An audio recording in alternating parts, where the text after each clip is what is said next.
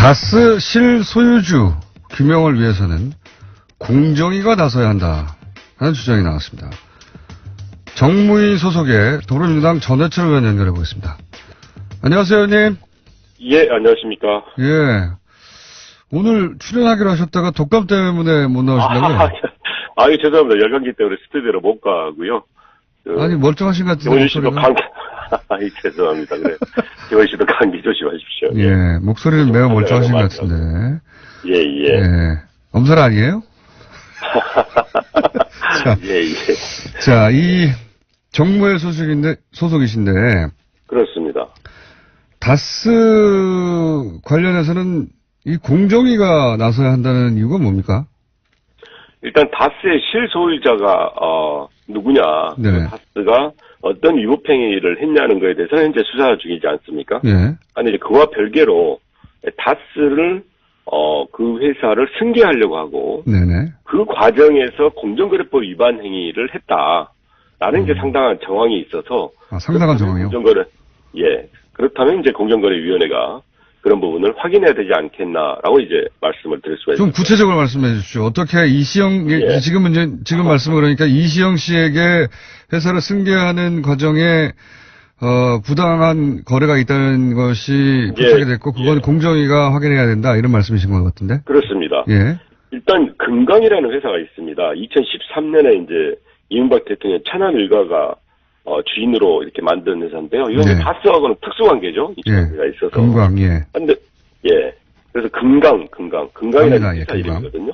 매출액 한 1,000억까지 올라갔던 회사입니다. 예. 그렇습니다. 이거를 이제 일감 몰아주기를 해가지고 4배 성장을 하죠. 네네. 그리고 나서 2015년에는 다시 SM이라는 회사를 설립합니다. 여기에 이제 이시영 씨가 아들이죠. 75%, 또 김진 내재죠. 네. 25% 지분을 가지고 있는 SM이라는 회사를 설립해서 이번에는 금강에 몰아주던 것을 SM으로 다 일감을 몰아줍니다. 네, 맞습니다. 일단 그래서 일감 몰아주기 이제 이게 하나 있고요. 예. 또 하나는 이제 SM이라는 회사가 다온이라는 회사를, 그러니까 SM이 약 40배 정도 큰 회사인데 그렇죠. 이 회사를 100만 원 헐값에 인수를 합니다. 네.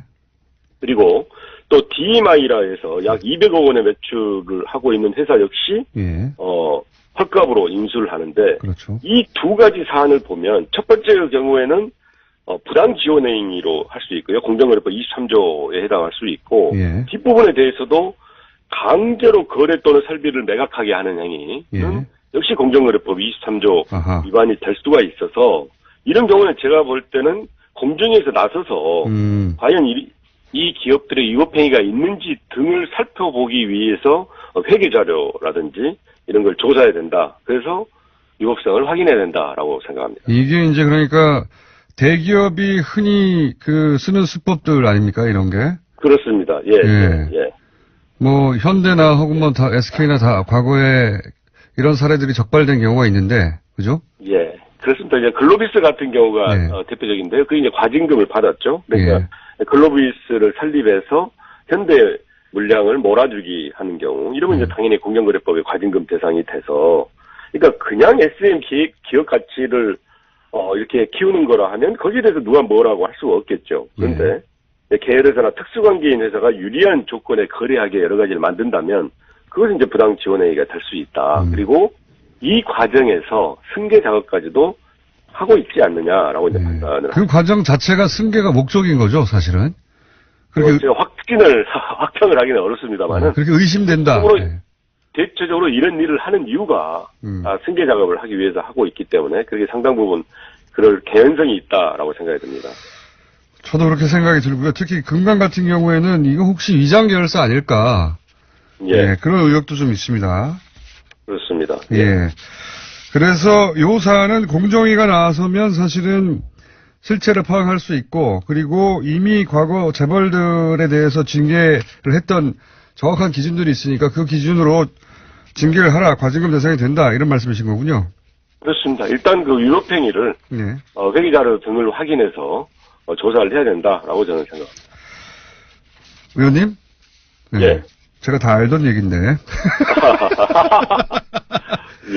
알겠습니다. 근데 이제 직접 공정위가 나서야 한다고 주장하신 건 처음이신데, 사실은 그러니까, 예. 이 질문으로 인터뷰 섭외를 한 것은, 미끼고요. 예. 양정철 비서관이, 예. 양정철 비서관이, 귀국한다고 하는데, 공직을 안 맡는다고 해요. 지난 시기에 예. 여쭤봅니다만. 예. 앞으로도 안 맡을까요? 실제로 저희들이 이제 지난 5월에 정부 초기 이제 구성될 때는, 네. 저희들이 내각이나 청와대는 좀 안 들어가는 게 좋지 않겠냐라고 이제 뜻을 모았습니다. 그래서 이후의 과정에 대해서는 각자의 판단과 결정이 중요합니다만은 저는, 개인적으로 양정철 전 비서관에 대해서 끝까지 그렇게 어떤 일을 안 할 필요는 없다. 안 할 필요는 없는데, 본인 의사는 어떠세요? 본인 의사는? 인터뷰를 안 하니까 이분이. 예. 현재까지는, 공직을 맡을 생각 또는 선출직에 나갈 생각이 현재까지는 없는 것 같습니다. 양정철 비서관은 그렇게 없다고 이렇게 뒤로 물러서 계시는데 본인은 경기도지사 나간다고. 예, 저는 이제 선출직으로 또 현역 의원이고요. 그래서 아까 말씀드린 대로 이제 각자 여건과 처지에 맞는 일을 하는 것도 필요하다고. 문재인 대통령과 의논해 보셨습니까? 흔히 다 예. 삼철이라고 거론되는데. 일일이 다 의논하는 거는 뭐 특별하지 않은데요. 말씀을 드렸고 특별한 반대가 없어서 일단 경선 본선을 준비할 생각입니다. 특별한 반대가 없었다는 건 그래 적극적으로 해봐 이런 말도 없었다는 얘기죠. 아니 이게 한다고 그러는데 어떻게 예, 본인이 정치인이 한다고 하니까 마지못해 그냥 가만히 계신 거 아닙니까 혹시?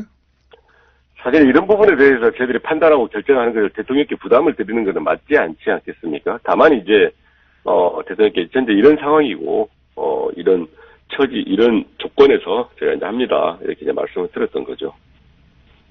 아니, 그런데 이재명 성남시장은 진작에 그 출마 의사를 밝혔고, 지지율 면에서도 월등한데, 예. 뭐 굳이 이렇게 나서시려고 하십니까? 일단 이제 현재 지지도는 인지도와 같은, 그렇게 양상을 보이기 때문에요. 저는 본격적인 경선과 본선으로 가면, 현재 지도 차이가 굉장히 많이 이렇게 좁혀질 수가 있다고 생각을 더 벌어질 수도 있잖아요.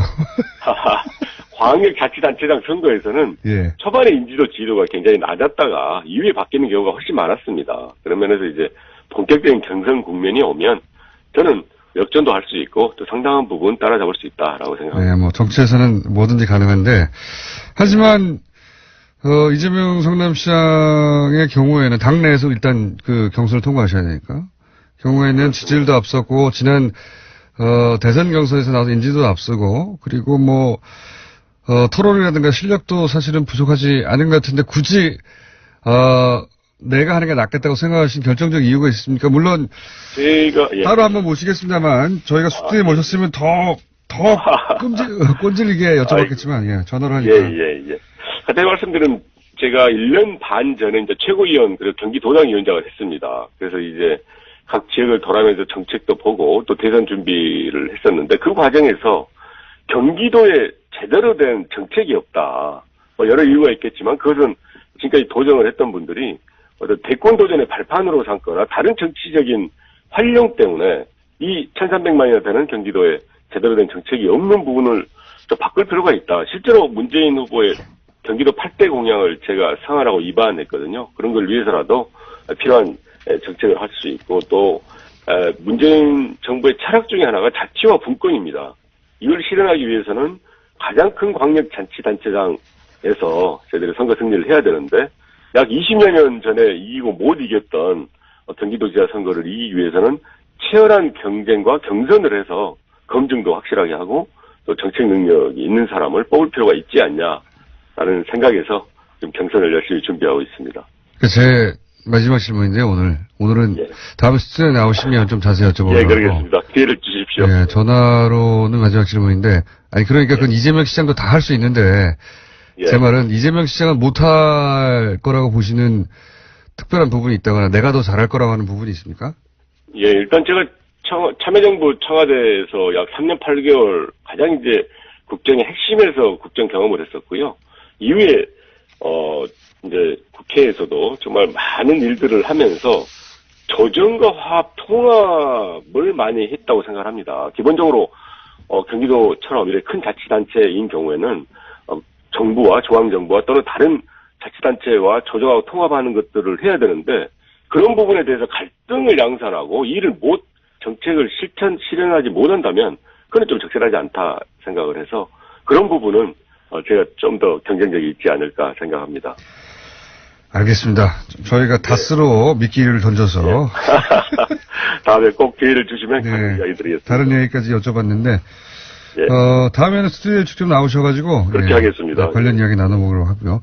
공정위가 피감기관이니까 공정위에다가 요청을 좀 해주셨으면 좋겠네요. 이 과습다. 예. 오늘 이제 이렇게 공개적으로, 공정위가 좀 나서서 회계 자료 등을 조사하고 위법 사실을 확인해야 된다. 이렇게 이제, 말씀을 하셨기 때문에 그런 부분에 대해서 저는 특별한 사유가 없으면 공정위가 아마 조사를 하지 않을까라고 생각을 합니다. 알겠습니다. 오늘 말씀 감사합니다. 예, 감사합니다. 네, 지금까지 민주당의 전해철 의원이었습니다.